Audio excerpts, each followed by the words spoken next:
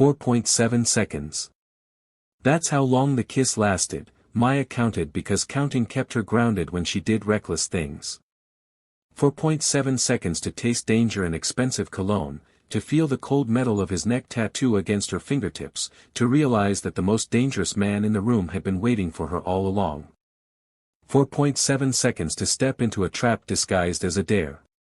The story begins at Paradox, Seoul's most exclusive underground club, buried 3 levels beneath Gangnam's neon-soaked streets where the city's elite come to shed their carefully constructed personas. Maya Collins is celebrating the biggest win of her career, closing her first major international contract, proof that her cybersecurity firm can compete with the giants.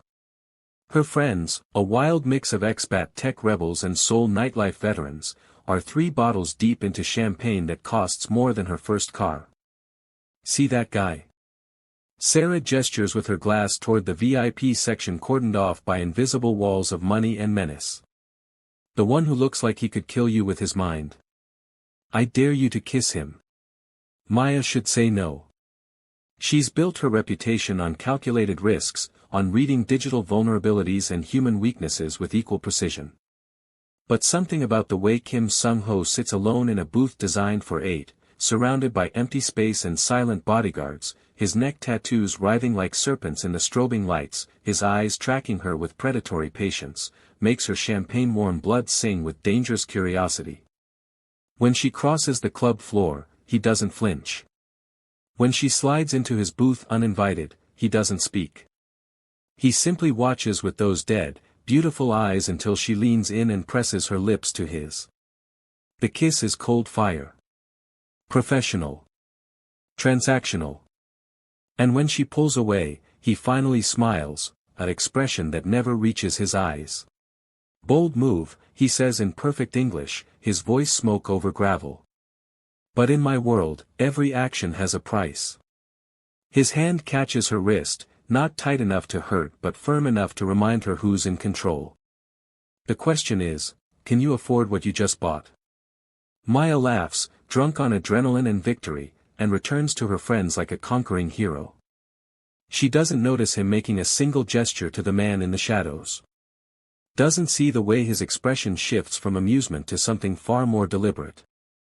By the time Maya returns to her suite at the Four Seasons, riding the high of champagne and recklessness, she's already forgotten his warning. The lights are on. She never leaves lights on. Kim Seung-ho sits at her desk like he owns it, her 3 laptops open before him, cables connecting them in an electronic web. He's changed from the club, now wearing a tailored suit that costs more than her monthly rent, looking every inch the legitimate businessman. Except for those eyes. And the tattoos creeping above his collar. And the absolute certainty radiating from him that he's already won a game she didn't know she was playing. Hello, Maya Collins, he says without looking up from her screens.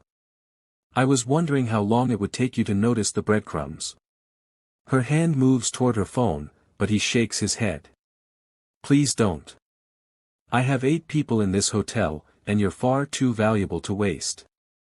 He finally meets her eyes, and his smile is genuine this time, the smile of a predator who's cornered particularly interesting prey. Sit down. We have so much to discuss about your company, your servers, and the 8 months you've been working for me without knowing it. Maya's blood turns to ice as he turns one laptop toward her, showing her own security architecture, her own encryption protocols, her own digital signature on servers that definitely aren't what her contracts claimed they were. You walked into my game tonight, Seung-ho continues, his voice soft and lethal as a blade between ribs. That kiss? That was you accepting the invitation. And the beautiful thing about my games, Maya. He stands, buttoning his jacket with casual precision, and she realizes he's already halfway to the door, already leaving her drowning in the implications of what he's shown her. I never lose. The door closes with a quiet click, and Maya sits frozen in her ruined hotel suite, staring at the evidence of her own blindness glowing on 3 screens. Her company. Her reputation. Her freedom. All of it built on foundations he owns. Outside, Seoul's neon lights bleed through the floor-to-ceiling windows like the city itself is bleeding, and Maya Collins realizes that the most dangerous thing she did tonight wasn't kissing a stranger. It was underestimating him. The bass hit so hard Maya felt it in her teeth. Paradox lived up to its name, a club that shouldn't exist, in a basement that wasn't on any map, where Seoul's elite came to forget they had reputations to protect. Maya's third glass of Veuve Clicquot had made everything pleasantly liquid, the edges of the world soft and forgiving. "You won't do it," Sarah laughed, her Korean flawless despite growing up in San Francisco. "You're too smart to kiss a man who looks like he eats hearts for breakfast." Maya followed her friend's gaze across the VIP section. He sat alone in a booth designed for 8, bathed in red neon that made his neck tattoos writhe like living things. Even from here, she could see the emptiness in his eyes, not sadness, but absence, like staring into a house where no one had lived for years. "Watch me." The champagne spoke through Maya's lips, but something else propelled her forward. That familiar hunger, the same impulse that had made her quit her 6-figure job to start her own firm, that made her take contracts other cybersecurity experts wouldn't touch. Risk was her drug of choice, and she was always chasing the next high. She crossed the club like she owned it, her crimson dress a declaration of war. His security moved to intercept, but he raised one hand, barely a gesture, and they melted back into shadows. "I don't know you," she said, sliding into his booth uninvited. "No." His voice was smoke over gravel, his Korean carrying an accent she couldn't place. "Gangwon Province, maybe. Somewhere rural and unforgiving. My friends dared me to kiss you." "Did they?" Not a question. He hadn't moved, hadn't even fully looked at her. Just that peripheral awareness, like a predator tracking prey it hasn't decided to kill yet. Maya's heart hammered, but she'd never backed down from a dare in her life. She leaned in, close enough to smell his cologne, something expensive and dark, and pressed her lips to his. It was like kissing marble. He received it with clinical detachment, a transaction recorded and filed away. When she pulled back, his eyes finally met hers, and Maya felt something cold slither down her spine. "Go home, little girl." His voice was barely a whisper, meant only for her. "You're playing in a pool where pretty fish get eaten." Maya laughed, adrenaline and champagne singing in her veins. "I'm not afraid of sharks." "You should be." He smiled, and it didn't reach his eyes. "I'm not a shark, Maya Park. I'm something much worse." She froze. She hadn't told him her name. But her friends were calling, pulling her back into the light and music, and Maya went willingly, throwing a triumphant wave over her shoulder. Later, in her hotel suite overlooking Gangnam's glittering skyline, she'd remember that smile and wonder why it felt like a trap closing. She was too exhilarated to notice the small device beneath her laptop, recording everything. Maya's keycard beeped green, and she pushed into her suite already unzipping her dress, thinking about the hot shower that would wash away the club's smoke and sweat. The lights were on. She never left lights on. He sat in her desk chair like he'd been waiting hours, her 3 laptops open in front of him, cables snaking between them like electronic veins. Kim Seung-ho looked different in the suite's clean light, more human, somehow, which made him infinitely more frightening. "You have excellent security protocols," he said conversationally, not looking up from her screens. "Military-grade encryption, randomized password generation, biometric locks. Very impressive." Maya's hand found her phone, but he shook his head. "Don't. I have 8 people in this hotel. You'll be dead before you finish dialing." She believed him. "What do you want?" "To show you something interesting." He turned one laptop toward her. "Recognize this server architecture?" "You should. Your company designed it." Maya's blood went cold. The screen displayed a network map she knew intimately, one of her firm's most lucrative contracts from last year. A financial services company in Singapore, or so the paperwork claimed. "That's not a bank, Maya. That's a distribution network for my organization." You've been cleaning my digital footprints for 8 months, scrubbing transaction records, anonymizing communications, building me the most secure illegal operation in East Asia. He smiled that terrible empty smile. And you did it beautifully. I didn't know. Of course you didn't. You're too ethical. The word dripped with mockery. You only took the contract after 3 background checks. But background checks only find what someone wants you to find. He pulled up another screen.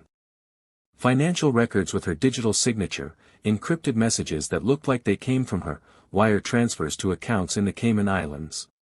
All fabricated, she could tell, but expertly done, good enough to fool any prosecutor. You have a choice, Seung-ho continued, his voice never rising above that calm, measured tone. Work for me directly. I'm expanding into cryptocurrency and blockchain. I need someone who can build me an infrastructure that's completely invisible to regulatory oversight. Unhackable. Untraceable. You have the skills. And if I refuse? Then tomorrow morning, the Financial Services Commission receives an anonymous tip about Maya Park's very lucrative sideline in money laundering. You'll be arrested by lunch. Your firm will collapse. Your reputation will be destroyed. You'll spend the next decade in a Korean prison explaining how you didn't know you were building criminal infrastructure. He closed the laptops with careful precision. You're intelligent. Do the math. Maya's mind raced through possibilities, each one a dead end. He was right, the evidence was too good, too comprehensive. Even if she could eventually prove it was fabricated, the damage would be catastrophic and immediate. 24 hours, he said, standing. He was taller than she'd realized, and he moved like water, like violence barely contained. My number is already in your phone. Call me when you've accepted reality. At the door, he paused. That kiss at Paradox. That was brave. Stupid, but brave. I respect that. Which is why I'm giving you a choice at all. His eyes found hers, and for just a moment, something flickered in their depths, not warmth, but recognition. Most people don't get one. The door clicked shut behind him, and Maya stood frozen in her ruined suite, surrounded by the scattered evidence of her new prison. Her hands were shaking. She poured herself a drink from the minibar, then another, but the fear wouldn't wash away. By dawn, she'd stopped pretending she had a choice. She picked up her phone and typed one word, yes. The reply came instantly, as if he'd been waiting, good girl. Car arrives at 9.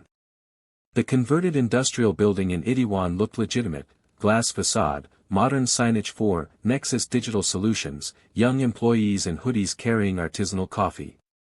Maya's office was on the 3rd floor, outfitted with equipment that made her own setup look primitive. 6 monitors, quantum processors, network infrastructure that could handle petabytes of data. Impressive, isn't it? Park Ji-hoon leaned against her doorframe, all easy charm and calculated friendliness. Seung-ho doesn't do anything halfway. Maya had researched him during her sleepless night. Juvenile detention at 15 for aggravated assault, released at 18, no arrests since. Seung-ho's shadow, his enforcer, his only friend. Your first project, Ji-hoon continued, sliding an encrypted tablet across her desk. Secure communication system. Unbreakable encryption, self-destructing messages, routing through satellite networks we control. Think you can handle it? In my sleep. Maya's fingers were already flying across keyboards, muscle memory taking over. Work was familiar territory, and she clung to it like a life raft. 3 days later, she demonstrated the system to Seung-ho and his inner circle. The encrypted video call connected smoothly, displaying a warehouse somewhere in Busan. Maya watched numbers discuss territory, percentages, distribution networks. Professional. Clinical. Almost boring. Then the man on screen said something wrong. Maya didn't catch what, and Seung-ho's expression never changed, but his voice dropped an octave. Young-min. You're 300 million short. Explain. The video erupted into violence so sudden Maya gasped. She tried to look away, but Seung-ho's hand caught her chin, forcing her to watch. "This is who you work for now," he said quietly, his breath warm against her ear. "Don't pretend you didn't know." That night, he appeared at her apartment with Hibiki 30-year whiskey, pouring 2 glasses without asking. "You can hate me, Maya." He settled onto her couch like he belonged there. "But don't insult me by pretending you're innocent. You chose risk. You chose excitement over safety. You walked into paradox looking for danger." His eyes locked onto hers. "You found it. Now stop acting surprised." Maya took the whiskey and drank deeply, hating that he was right. The Seoul Tech Expo transformed the COEX Convention Center into a temple of innovation. Seung-ho played his part perfectly, tailored suit, charming smile, shaking hands with venture capitalists and government officials. Nexus Digital Solutions was unveiling blockchain verification technology, completely legitimate, and Maya stood beside him as chief security officer, her fabricated credentials impeccable.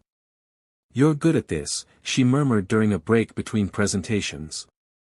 "I'm good at many things." His hand rested casually on her lower back, proprietary. "For the cameras," she told herself. The explosion came during the keynote, not fire but flashbangs, disorienting chaos. Masked figures poured through emergency exits with military coordination, and Maya's security training screamed ambush. They were heading straight for Seung-ho, ignoring everyone else. Her mind shifted into combat mode. She grabbed his arm, pulling him toward the service corridors she'd memorized from the building schematics. Old habits from her brief stint in corporate security: always know the exits, always have a plan. This way. She overrode a service door with her phone, routing through the building's network.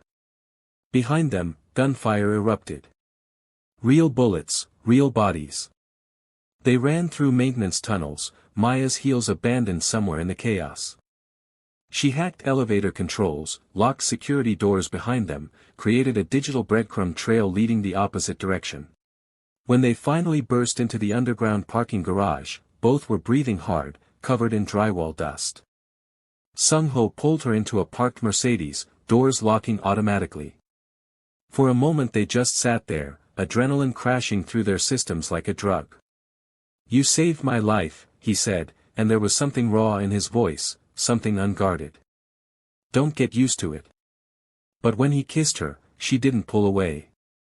This wasn't the dare, wasn't performance or transaction. This was desperation and recognition, 2 people who understood that violence and attraction could occupy the same space. His hands tangled in her hair, and Maya kissed him back like she was drowning, like he was air. When they finally broke apart, both were shaking. "This doesn't change anything," Maya whispered, but they both knew she was lying. Everything had changed. Seung-ho's safe house was minimalist brutalism, concrete, steel, floor-to-ceiling windows overlooking Seoul's night sky. Maya set up her equipment in his bedroom while he made calls in rapid-fire Korean, organizing damage control. "Find the mole," he said when he finally joined her, exhaustion cracking his usual control.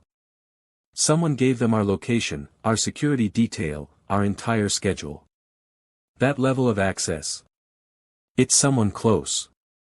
Maya dove into the digital trenches. Encrypted communications, financial records, dark web forums where hired killers advertised. She traced data flows like following bloodstains, finding patterns in chaos. Whoever the traitor was, they were sophisticated. Military-grade operational security, payments routed through cryptocurrency mixers, communications that self-destructed. But everyone made mistakes, and Maya was patient. 3 days of caffeine and obsession later, she found the thread. A series of microtransactions, each one meaningless alone, together forming a payment schedule. The timestamps correlated with intelligence leaks going back 6 months. But while hunting the mole, she found something else. Police reports from 15 years ago, a fire in Gangwon province, 1 fatality. Kim Tae-jin, Seung-ho's father.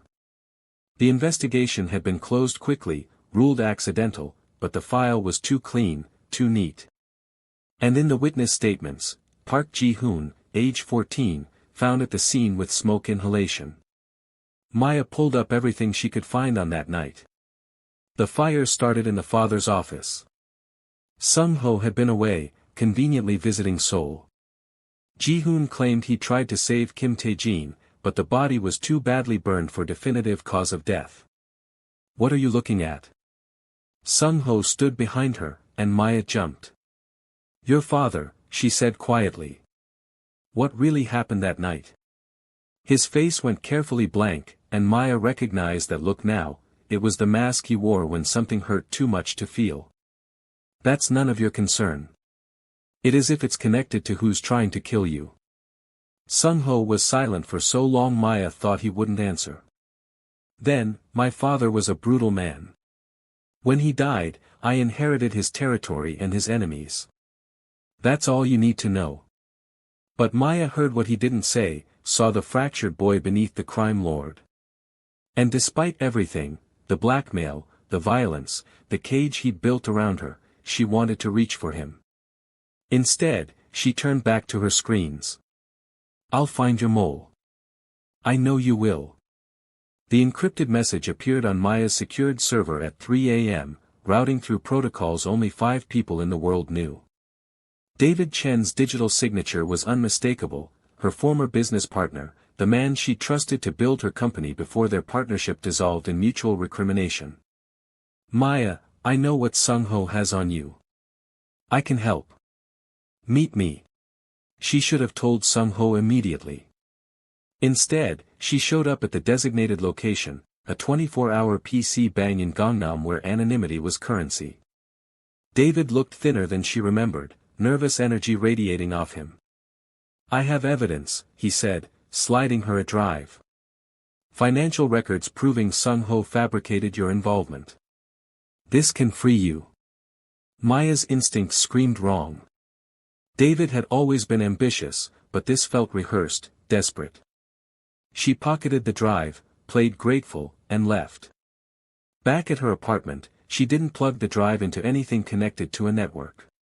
Instead, she used an isolated laptop, running it through every security protocol she knew. What she found made her blood run cold. The drive contained malware, sophisticated, beautiful code that would have given David backdoor access to everything she touched. But more damning was what she found in the drive's metadata, fragments of her own proprietary algorithms, code she'd written years ago, now weaponized and improved. She dug deeper, pulling threads until the whole tapestry unraveled. David had been stealing her code for months, probably since before their partnership ended. He'd sold it to someone with serious resources, someone building a rival digital infrastructure. 3 more hours of investigation revealed the buyers, a Yakuza syndicate expanding into Seoul, looking to dominate the digital underworld. And David wasn't just selling them technology, he was their inside man, using Maya's own innovations to build Seung-ho's competition. When she showed Seung-ho the evidence, his expression remained perfectly calm. But his hands, resting on his desk, had curled into fists. "Your friend just made himself a liability," he said quietly. "In my world, we clean up liabilities." "Seung-ho. Did you think this was a game, Maya? That I play by rules?" He stood, and she saw the predator beneath the businessman. "David Chen tried to use you as a weapon against me. He put you in danger. Again." That last word carried weight she didn't understand. "What are you going to do?" His smile was terrible. "What I do best. But you won't watch this time. You've seen enough." Maya wanted to argue, to claim moral high ground. But David had betrayed her, stolen from her, tried to trap her. And in this world she'd fallen into, betrayal had only one currency. "Make it quick," she heard herself say, and hated how easily the words came. The final piece fell into place at 4 a.m. while Maya was cross-referencing financial data with the Yakuza's known operations. A single transaction, barely noticeable, but the routing signature was familiar. She'd seen it every day for weeks. Park Ji-hoon's personal device. Her hands shook as she compiled the evidence. Encrypted communications with Yakuza lieutenants. Coordination with David Chen. Most damning, detailed intelligence about Seung-ho's movements, security protocols, safe houses. Everything the attackers at the expo would have needed. But it was the older files that made Maya's chest tighten. Police reports, witness statements, insurance documents from 15 years ago. She'd been looking at the file wrong, assuming it was about territory or money. It was about revenge. She found Ji-hoon's juvenile records, sealed but not well enough. His father had worked for Kim Tae-jin, Seung-ho's father. The elder Kim had been brutal to his employees, and one night Ji-hoon's father had stood up to him. He'd disappeared the next day. Officially, he'd abandoned his family. Unofficially, everyone knew. 2 weeks later, Kim Tae-jin's office burned with him inside. Ji-hoon had been there, 14 years old, watching it happen. The investigation suggested he'd tried to save the man, but Maya saw it differently now. He'd been there to make sure the job was done. And Seung-ho? 15-year-old Seung-ho had inherited everything, his father's empire, his father's enemies, his father's sins. Had he known? Had he suspected? Or had he simply chosen the boy who'd avenged his abuse and called him brother? When she showed Seung-ho the evidence, he stared at the screen for a long time without speaking. His face was a battlefield of emotions, betrayal, understanding, grief, rage, all of it struggling against the control he'd spent years perfecting. "He thinks I killed my father," Seung-ho finally said, his voice barely above a whisper. "That I orchestrated it to take power." "Did you?" "No." He looked at her then, and his eyes were naked in a way she'd never seen. "But I was glad when he died. I hated him. And Ji-hoon knew that. Maybe he thought." He couldn't finish. Maya did something stupid. She reached for his hand, and he let her take it. "My father broke bones for fun," Seung-ho continued. "He burned cigarettes into Ji-hoon's arms when his father couldn't pay debts. I couldn't stop him. I was just a kid." "You were children," Maya said. "Both of you. In my world, children don't get to stay innocent." But his hand tightened around hers, desperate. "Ji-hoon was my only friend.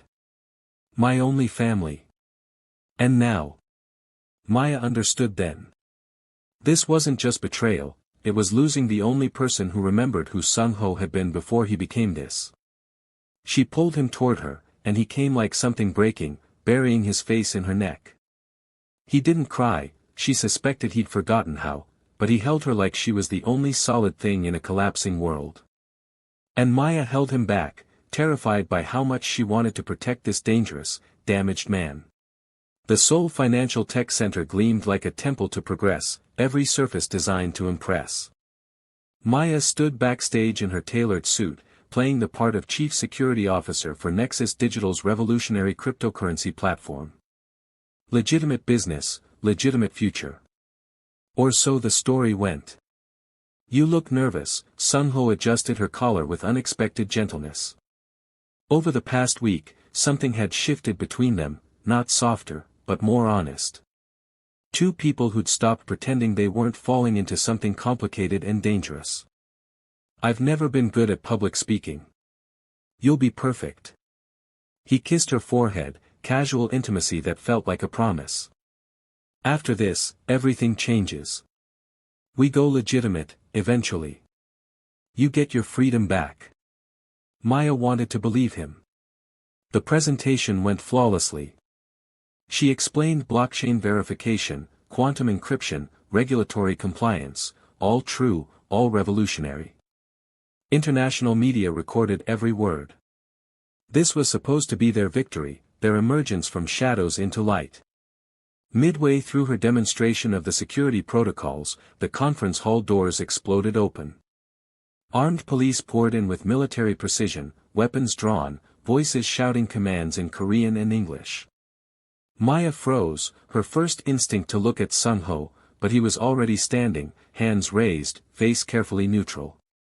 "Maya Park," the lead detective announced in English for the cameras still rolling. "You're under arrest for corporate espionage, embezzlement, and selling classified technology secrets to foreign entities." The world tilted. This wasn't possible, she'd been careful, she'd covered every track. Then Seung-ho spoke, his voice carrying across the silent hall. "Officers, thank you for your swift response to our internal investigation.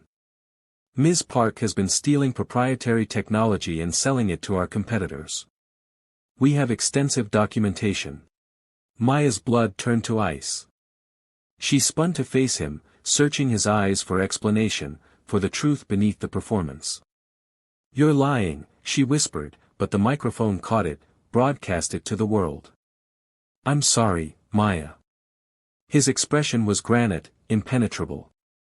"But the evidence is irrefutable." Police grabbed her arms, zip-tied her wrists. Cameras flashed like lightning, capturing her shock, her betrayal, her complete devastation. She fought to reach him, to understand, but they were already dragging her toward the doors. Just before they pulled her through, she caught his eyes one final time. And there, so brief she almost missed it, she saw the apology, the pain, the terrible necessity of whatever game he was playing. Then he looked away, and Maya was dragged into the bright Seoul morning in handcuffs, her life exploding on every news channel in real time. The holding cell at Seoul Metropolitan Police was exactly what she'd expected: concrete, fluorescent lights, the smell of disinfectant and despair. Maya sat on a metal bench, running through scenarios. Seung-ho had betrayed her, or he hadn't. This was real, or it was theater. She should be terrified, or she should wait. Her mind kept circling back to that moment, that look in his eyes. Checkmate requires sacrifice. The smartwatch on her wrist vibrated, the Patek Philippe Seung-ho had given her 3 weeks ago, claiming it was just a gift, nothing more. She'd kept it because it was beautiful and because, despite everything, she'd wanted something from him that wasn't a transaction. The screen flashed once, encrypted data routing through protocols so sophisticated she barely followed them. The message appeared in code only she would recognize. Fragments of conversations they'd had, inside jokes that shouldn't exist between a captor and captive, references to the night they'd first kissed in that underground parking garage. Coordinates. Access codes. Network backdoors. And finally, checkmate requires sacrifice. Wait for my signal. Trust me one more time. K. Maya's breath caught. She decoded the rest quickly, her mind racing. He'd removed her from the board because the war he was about to wage would be catastrophic. Ji-hoon, the Yakuza, David Chen, all the pieces were finally in position, and Seung-ho was about to burn it all down. And he'd needed her somewhere safe. Somewhere documented. Somewhere with an alibi. She almost laughed. He'd thrown her to the police to protect her. But as she traced the data embedded in his message, Maya realized something more profound. She wasn't the woman who'd walked into Paradox 6 weeks ago, chasing thrills and pretending risk had no consequences. She'd crossed lines she couldn't uncross, done things she couldn't undo. She'd learned to think like him, to see the board the way he did. She'd become someone who understood that sometimes love looked like handcuffs and betrayal looked like salvation. The holding cell lights died without warning. Emergency alarms shrieked through the building, red emergency lighting casting everything in blood-colored shadows. In the distance, she heard shouting, the electronic whine of systems failing, chaos spreading through the building like fire. Maya smiled in the darkness, her pulse steady, her mind already 3 moves ahead. She pulled up the access codes on her watch, her fingers flying across the interface. The cell door's electronic lock was child's play. She had 17 minutes before backup power restored the surveillance systems. Somewhere in Seoul, Seung-ho was waging war. And Maya was done being a piece on someone else's board. It was time to play the game herself. And this time, she was playing to win.